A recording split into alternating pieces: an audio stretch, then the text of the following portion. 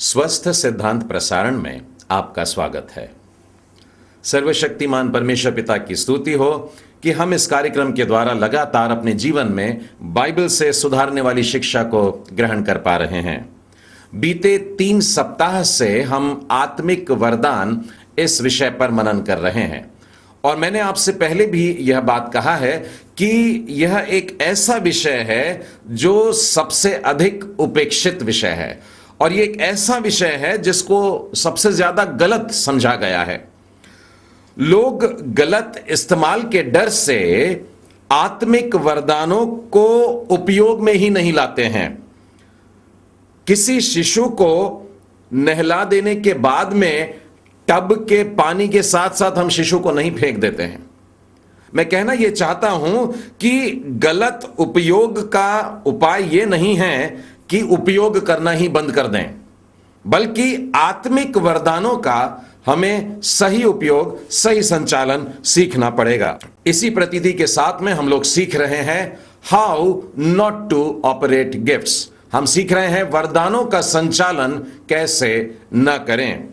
अब तक हम लोगों ने 3 पार्ट सीख चुके हैं। Up till now we have learn 3 lessons on how not to operate gifts. Lesson number 1 was do not be ignorant of spiritual gifts।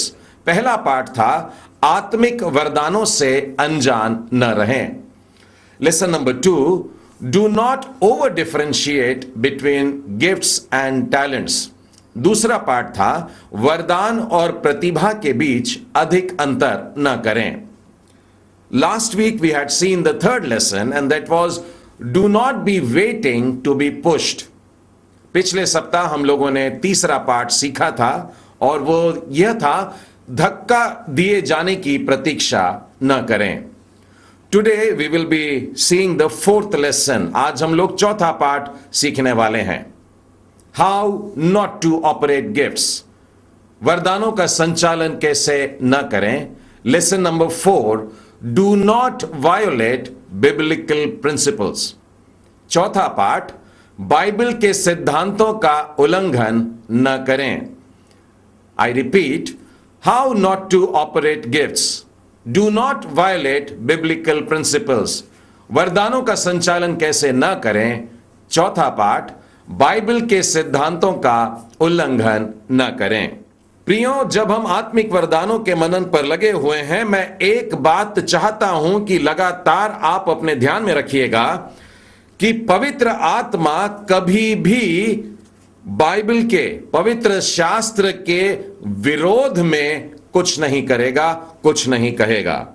और इसका कारण बेहद आसान और स्पष्ट है कि पवित्र शास्त्र का जो लेखक है वो स्वयं पवित्र आत्मा ही है। मेरे साथ में खोलिएगा पतरस की दूसरी पत्री और उसका पहला अध्याय और उसके 20वें और 21वें वचन में देखें क्या लिखा है।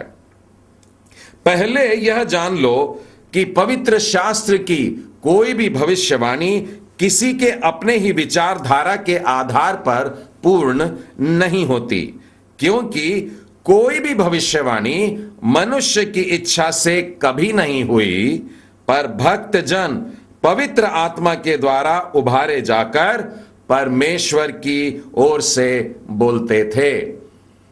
परमेश्वर के भक्तजन, प्रेरित लोग, बाइबल के लिखने वाले सब के सब पवित्र आत्मा के चलाए चलते हैं। पवित्र शास्त्र ही अब आत्मिक वरदानों के संचालन को जांचने का मापदंड बन जाता है। अर्थात जब हम आत्मिक वरदानों का संचालन करते हैं तो पवित्र शास्त्र के आधार पर ही करें। आज का पाठ है बाइबल के सिद्धांतों का उल्लंघन न करें। हम सब जानते हैं कि प्रभु यीशु क्रिस्त ने जब 40 दिन का उपवास रखा और 40 दिन के समाप्ति पर हम देखते हैं कि उसके पास में शैतान पहुंच जाता है। उसकी परीक्षा चल रही है और उससे कहता है कि पत्थरों से कह दे कि वे रोटियां बन जाएं। अब एक नजर देखें, हल्की सी तो लगता है 40 दिन के उपवास के बाद प्रभु यीशु भूखे हैं और वहां जंगल में रोटी कहां से आएगी। और प्रभु यीशु में इतनी सामर्थ्य भी है कि वो पत्थरों से रोटी बना दे। तो ये सलाह जो शैतान दे रहा है थोड़ी सी सही दिखाई दे रही है, लेकिन प्रभु यीशु वचन के आधार पर देख रहे हैं कि क्या मुझको अपने आत्मिक वरदानों का इस्तेमाल यहां करना चाहिए कि नहीं, और तब वे जानते हैं और शैतान को डांट देते हैं, वरन उसके उकसाने में नहीं फंसते हैं और उससे कह देते हैं कि बाइबल में ऐसा नहीं लिखा है, परमेश्वर के पवित्र शास्त्र इस बात का अनुमति नहीं देती है, अर्थात बाइबल के सिद्धांत का मैं उल्लंघन नहीं करूंगा। और बाइबल का कौन सा सिद्धांत? कि मनुष्य केवल रोटी ही से नहीं परंतु परमेश्वर के मुख से निकले हुए हर एक वचन से जीवित रहेगा। इसके बाद शैतान उसको एक ऊंचे स्थान पर लेकर के जाता है, मंदिर के कंगूरे पर लेकर के जाता है और वहां से कहता है कूद जा। और जब तू कूदेगा तो वचन में सही बता रहा है कि तुझको चोट नहीं लगेगी, क्योंकि तेरे विषय में यह लिखा है कि स्वर्गदूतों की टोलियां आएगी और तुझको हाथों हाथ उठा लेगी कि कहीं तुझे पांव में पत्थर से ठेस न लगे। प्रभु यीशु इस समय भी अपने किसी आत्मिक वरदान का दुरुपयोग नहीं करते हैं, वरन बाइबल के सिद्धांत को सामने रखते हैं और इस बात को भी वे नहीं करते, वरन बाइबल के सिद्धांत को वे सामने रखते हैं। तू किसी भी परिस्थिति में अपने सर्वशक्तिमान परमेश्वर की परीक्षा न करना। जी हां, हम अपने जीवन में वरदानों के संचालन की बात जब कहें तो परमेश्वर के वचन को सामने रखिएगा, और इसी के द्वारा संभव है कि हम परखें कि किस स्थान पर हम किस प्रकार से वरदानों को उपयोग में लाएं। मैं आपको इब्रानियों के पत्री में ले चलता हूं और उसके 5वें अध्याय और उसके 13वें और 14वें वचन से यह बात स्पष्ट करना चाहूंगा।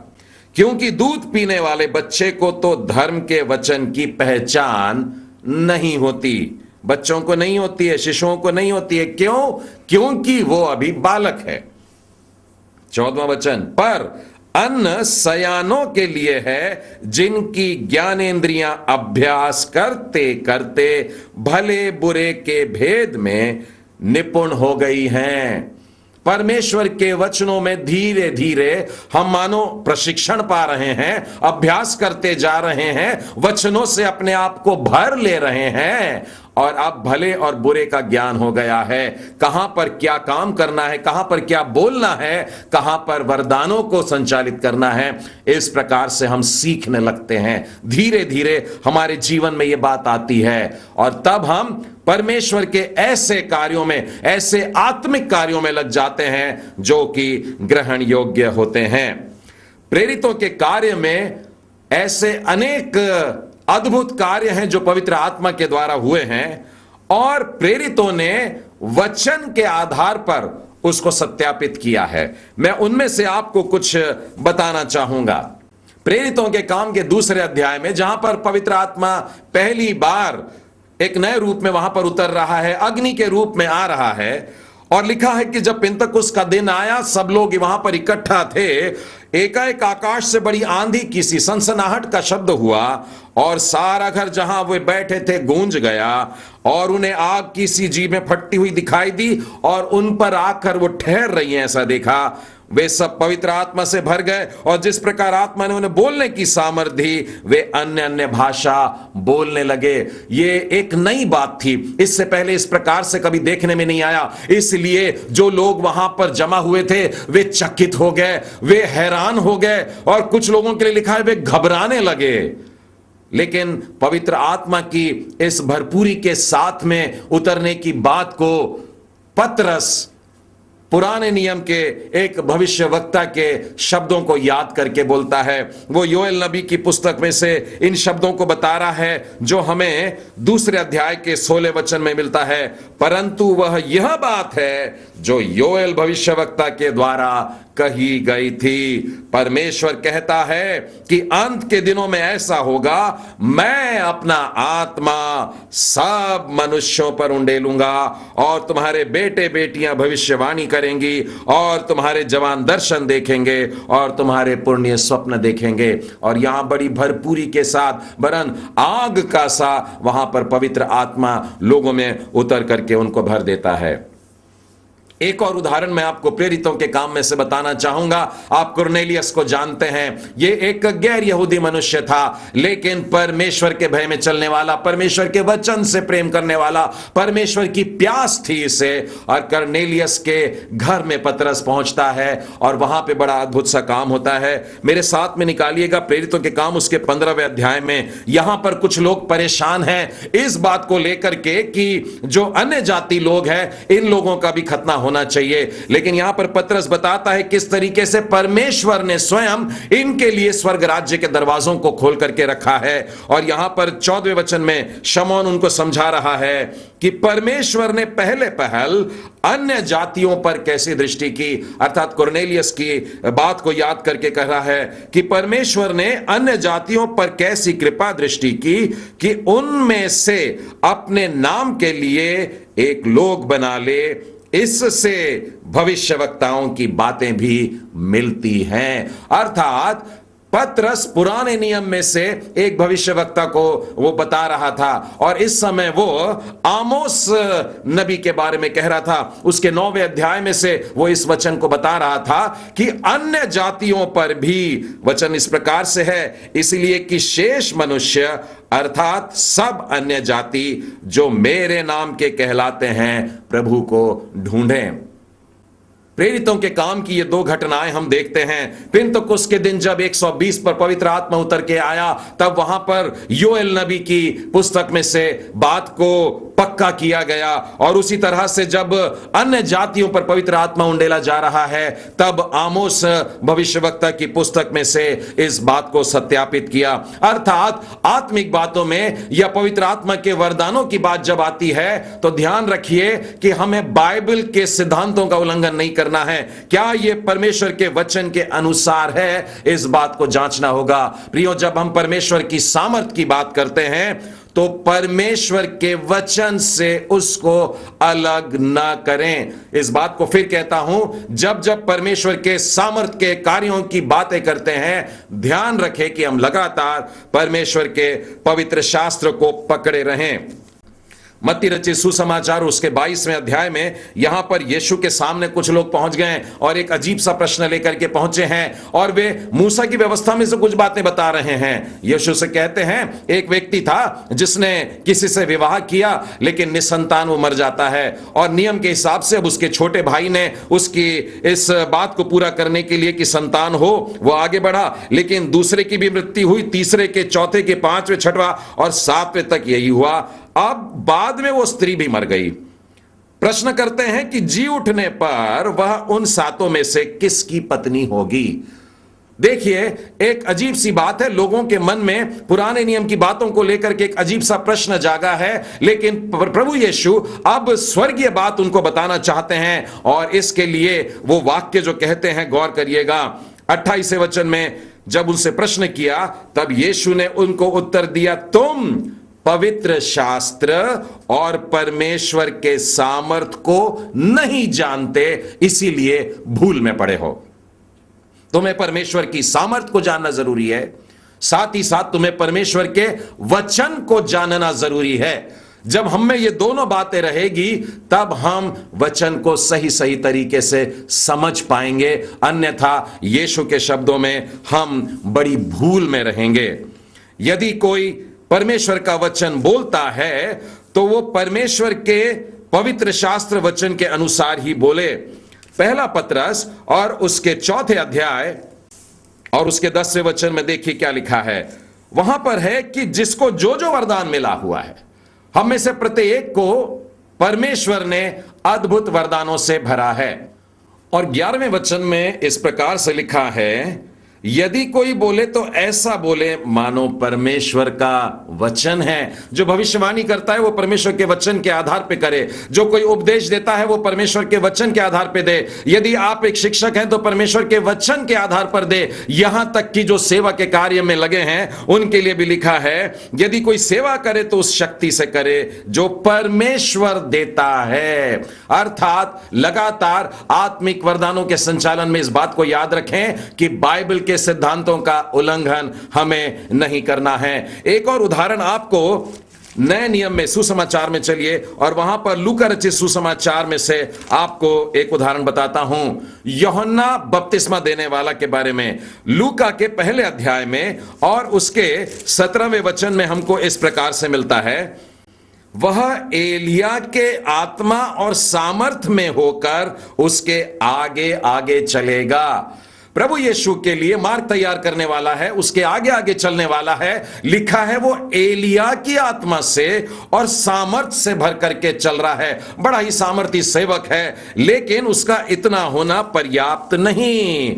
3 अध्याय के 2 वचन में लिखा है, उस समय परमेश्वर का वचन जंगल में जकरिया के पुत्र यूहन्ना के पास पहुंचा। पहले ही आत्मा उसके पास में है, पहले ही सामर्थ उसके पास में है, लेकिन अब उसे आवश्यकता है परमेश्वर के वचन की, जिसके बगैर वो अधूरा होगा। परमेश्वर का वचन उसके पास में आया और लूका के 3 अध्याय के 3 वचन से आगे देखिए, लिखा है वो आगे बढ़ करके पापों की क्षमा के लिए, मन फिराव के लिए, बपतिस्मा के लिए प्रचार करने लगा। 4 वचन पे गौर करिएगा, जैसे यशायाह भविष्यवक्ता के कहे हुए वचनों की पुस्तक में लिखा है। अर्थात जैसे व्यवस्था हमको सिखाती है, जैसे भविष्यवक्ताओं ने लिख दिया है, परमेश्वर के लिखे हुए वचन के अनुसार उसका जीवन है, उसका प्रचार है, उसका उपदेश है और उसकी सेवा है। प्रियो, जब हम परमेश्वर के वचन को सुना रहे हैं, उसके सामर्थ्य में होकर के बातें कर रहे हैं, तो चाहे भविष्यवाणी की बात हो, चाहे दर्शन की बात हो, चाहे स्वप्नों की बात हो, ध्यान रहे वो परमेश्वर के वचन के आधार पर ही रहे। यदि कोई कुछ बात करे वो परमेश्वर के वचन के अनुसार ही होना चाहिए, नहीं तो वो भूसा गिना जाएगा। यिर्मयाह नबी की पुस्तक और उसके 23वें अध्याय और उसके 28वें वचन में इस प्रकार से लिखा है, यदि किसी भविष्यवक्ता ने स्वप्न देखा है तो उसे बताए, परंतु जिस किसी ने मेरा वचन सुना है तो वो मेरा वचन सच्चाई से सुनाए। यहोवा की यह वाणी है, कहां भूसा और कहां गेहूं। कहां ये हल्की सी बातें जो मनुष्य अपने मन से अपनी बातों को, अपने ही विचारों को लोगों को सुनाता है, वो सब भूसा है। लेकिन परमेश्वर का ठोस वचन, जिसको गेहूं कहा गया है, परमेश्वर कहता है कि मेरा वचन उस गेहूं के समान है, क्योंकि भूसा हवा में उड़ जाता है। पौलुस प्रेरित आत्मिक वरदानों के वार्तालाप करने की समाप्ति पर जब आते हैं, मैंने आपसे कहा है कि 1 कुरिन्थी उसका 12वां, 13वां और 14वां अध्याय जो है, यह आत्मिक वरदानों पर लिखा गया है। और उसके अंत में आकर के देखिए पौलुस का क्या कहना है, क्या परमेश्वर का वचन तुम में से निकला है, 36वां वचन, या केवल तुम ही तक पहुंचा है। अर्थात वरदानों के बारे में बातें करते करते परमेश्वर के वचन पर आकर के वे थम रहे हैं। और 37 वचन में लिखा है, यदि कोई मनुष्य अपने आप को भविष्यवक्ता या आत्मिक जन समझे तो यह जान ले कि जो बातें मैं तुम्हें लिखता हूं वे प्रभु की आज्ञाएं हैं। प्रेरितों के अधिकार के ऊपर से लिखा हुआ परमेश्वर का वचन ये प्रभु की आज्ञाएं हैं। अर्थात इन वरदानों के संचालन में बेहद जरूरी है कि हम परमेश्वर के वचन के अनुसार, बाइबल के सिद्धांतों के अनुसार ही इनको संचालित करें। तीमुथियुस के नाम दूसरी पत्री में और उसके 2 अध्याय के 5वें वचन में स्पष्ट लिखा है, अखाड़े में लड़ने वाला यदि विधि के अनुसार न लड़े तो मुकुट नहीं पाता है। प्रतियोगिता में रहते हुए उन नियमों का पालन करना बेहद जरूरी है। हमें अपने जीवन में परमेश्वर के आत्मिक वरदानों का भी नियमों का पालन करते हुए उनको उपयोग में लाना है। उसी प्रकार से 1 कुरिन्थी और उसके 3 अध्याय और उसके 12वें और 13वें वचन में अगर आप आते हैं, यहां पर यूं लिखा है, यदि कोई इस नींव पर, ये कौन सी नींव है? जो प्रभु यीशु ख्रिस्त ने डाली है, यदि कोई इस नींव पर सोना या चांदी या बहुमूल्य पत्थर या कोई घास या फूस या काठ का रद्दा रखे तो हर एक का काम प्रकट हो जाएगा, क्योंकि वह दिन उसे बताएगा, इसलिए कि आग के साथ प्रकट होगा। अर्थात प्रभु यीशु के द्वारा जो कार्य शुरू हुआ है उसके ऊपर मैं अपनी मनमानी नहीं कर सकता, मेरे अपने नियम नहीं बना सकता, मुझे उन्हीं बाइबल के सिद्धांतों को लेकर के चलना होगा। और यदि मैं ऐसी कोई हल्की बात रखूं तो वो भस्म हो जाएगी, और लिखा है मेरे वचन के अनुसार भस्म हो जाएगी। यिर्मयाह नबी की पुस्तक उसका 23वां अध्याय और 29वां वचन कहता है, यहोवा ने कहा क्या मेरा वचन आग सा नहीं है। तो वचन के आधार पर ही हम इसको तौल सकते हैं, यह हमारा मापदंड है, इसी के आधार पर हम जांच सकते हैं। मित्रों, जैसे कि पहला कुरिन्थियों 13वें अध्याय के 9वें वचन में हमने देखा है कि हमारी भविष्यवाणियां भी जो है वो अधूरी हैं, अपूर्ण हैं, अविश्वसनीय हो जाती हैं। लेकिन परमेश्वर के वचन के बारे में क्या लिखा है? भजन संहिता उसका 19वां अध्याय और उसके 7वें वचन में लिखा है, यहोवा की व्यवस्था खरी है, वह प्राण को बहाल कर देती है, यहोवा के नियम विश्वास योग्य हैं, साधारण लोगों को बुद्धिमान बना देते हैं। परमेश्वर के वचन के आधार पर हमें अपने आत्मिक जीवन को लेकर के चलना है। आइए मैं आप लोगों को कुछ व्यवहारिक उदाहरण बताऊं जो बाइबल पर आधारित हैं, जिसके ऊपर हम अपने आत्मिक वरदानों का संचालन कर सकते हैं। पहला कुरिन्थी और उसके 14वें अध्याय के 33वें वचन में लिखा है, परमेश्वर गड़बड़ी का नहीं परंतु शांति का परमेश्वर है। बहुत से लोग समझते हैं कि पवित्र आत्मा के उतर जाने के बाद में मनुष्य अनियंत्रित हो जाता है और कुछ गड़बड़ी वाली स्थिति हो जाती है, लेकिन बाइबल में स्पष्ट लिखा है, यहां बाइबल सिद्धांत के रूप में लिखा हुआ है, परमेश्वर गड़बड़ी का नहीं परंतु शांति का परमेश्वर है। इसलिए कैसे जीना चाहिए? भविष्यवक्ताओं की आत्मा भविष्यवक्ताओं के वश में है। कोई व्यक्ति ये ना कहे कि आत्मा मेरे ऊपर उतर आया और मेरे को समझ में नहीं आया, मैं ऐसा ऐसा करने लगा। नहीं, बाइबल कहती है भविष्यवक्ताओं का आत्मा भविष्यवक्ताओं के वश में रहता है, और नियंत्रण में रहना यह हमारी जिम्मेदारी है, मनुष्यों की जिम्मेदारी है। दूसरा उदाहरण हम देखेंगे अन्य भाषा के बोलने पर। पहला कुरिन्थी के 14वें अध्याय के 28वें वचन में लिखा है कि जब कोई अन्य भाषा बोल रहा हो तो उसका अनुवाद किया जाए, और यदि अनुवाद करने वाला ना हो तो अन्य भाषा बोलने वाला कलीसिया में शांत रहे और अपने मन से परमेश्वर से बात करे। वो अन्य भाषाएं बोल सकता है परंतु बड़े शांतिपूर्वक केवल अपने ही मन में बोले या धीरे धीरे बोले, जिसे परमेश्वर तक पहुंचे। पुराने नियम में हन्ना की प्रार्थना को मैं सुनता हूं, लिखा है उसके लिए कि उसके ओंठ हिल रहे थे पर शब्द सुनाई नहीं दे रहे थे। बिल्कुल इसी रीति से अन्य भाषा बोलते समय अगर आपका अनुवाद करने वाला कोई ना हो, निराश मत होइए, आप परमेश्वर से धीरे धीरे अपनी आत्मिक उन्नति के लिए प्रभु से अन्य भाषा में बात कर सकते हैं। तीसरा उदाहरण मैं लेना चाहूंगा चंगाई के वरदान का। बहुत से लोगों को मैंने देखा है कि वे किसी से जल का पात्र मांगते हैं, एक बोतल मांगते हैं, पानी को आशीष दे देते हैं। वे तेल की बोतल मांगते हैं, उसका अभिषेक कर देते हैं। बाइबल के सिद्धांत हमें स्पष्ट करते हैं कि परमेश्वर आज कोई वस्तु का अभिषेक नहीं करता है, अर्थात तेल का अभिषेक करने की हमको मनाही है। बाइबल हमसे स्पष्ट कहती है कि यदि कोई बीमार है तो वो कलीसिया के पुरनियों को बुला ले, याकूब के 5वें अध्याय 14वें वचन में देखिएगा, और वे लोग आकर उस पर तेल मल करके उसके लिए प्रार्थना करें। अर्थात हमें वस्तुओं को अभिषेक नहीं करना है, तेल को नहीं, परंतु उस बीमार को आप अभिषेक कर सकते हैं। बीमार पर चंगाई के लिए प्रार्थना कर सकते हैं, उस पर आप तेल मल करके प्रभु से उसकी चंगाई के लिए प्रार्थना कर सकते हैं। इसी समय में आशीषित कपड़ों के विषय में भी कहूंगा, गए हैं जिन पर आशीष हो। बाइबल इस बात के लिए नहीं कहती। कुछ लोग प्रेरितों के काम के 19वें अध्याय में से बताते हैं कि प्रेरितों को छुआ हुआ वो कपड़ा ला करके बीमारों पे रख देते थे और वे चंगे हो जाते थे। मेरे मित्रों, मैं स्पष्ट इस बात को कर देना चाहता हूं कि यहां पर एक खास असाधारण परिस्थिति का वर्णन है, लेकिन प्रेरितों की जो सेवकाई है, जो नियमित सेवकाई है, उसके ये नियम नहीं थे। अर्थात बाइबल चंगाई के लिए जो बात हमें बताती है वो ये है कि जाओ, सुसमाचार प्रचार करो और बीमारों के लिए प्रार्थना करो कि वे चंगाई को पाए। यदि आप प्रभु यीशु ख्रिस्त के जीवन में देखें तो आप ये पाते हैं कि लोग उसके पीछे क्यों चलते थे।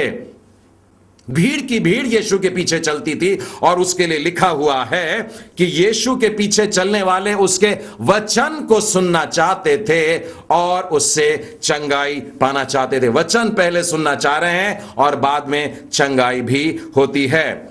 दुष्ट आत्माएं निकालने का जो वरदान है उस विषय में भी कहना चाहूंगा। बहुत से लोग दुष्ट आत्मा ग्रसित मनुष्य के अंदर की दुष्ट आत्मा से बातें करने लगते हैं और इस प्रकार के भी प्रश्न पूछते हैं और उसको वचन दिलाने को कहते हैं कि मैं इसके अंदर दोबारा नहीं आऊंगा। मेरे प्रियो, मैं बताना चाहता हूं, आप भी जानते हैं यूहन्ना 8:44 में लिखा है कि शैतान झूठ का पिता है। यदि वो कह देगा कि मैं चला जाता हूं, नहीं आऊंगा, तो क्या आप उसे सच मान लेंगे? बिल्कुल नहीं। उस झूठ के पिता की बात को न सुने और ना ही शैतान से या दुष्ट आत्माओं से बातें करे। आपको केवल उसे आज्ञा देनी है और वो उसमें से निकल करके चला जाता है। ध्यान रखें कि परमेश्वर का वचन बेहद जरूरी है। पहला कुरिन्थी उसके 12, 13, 14 में आत्मिक वरदानों को बताने के बाद जब पौलुस प्रेरित 15वें अध्याय में आते हैं तो वे लगातार परमेश्वर के वचन के बारे में कह रहे हैं। परमेश्वर के पवित्र शास्त्र के वचन के अनुसार, पवित्र शास्त्र के अनुसार यह सुसमाचार सुनाया जाता है।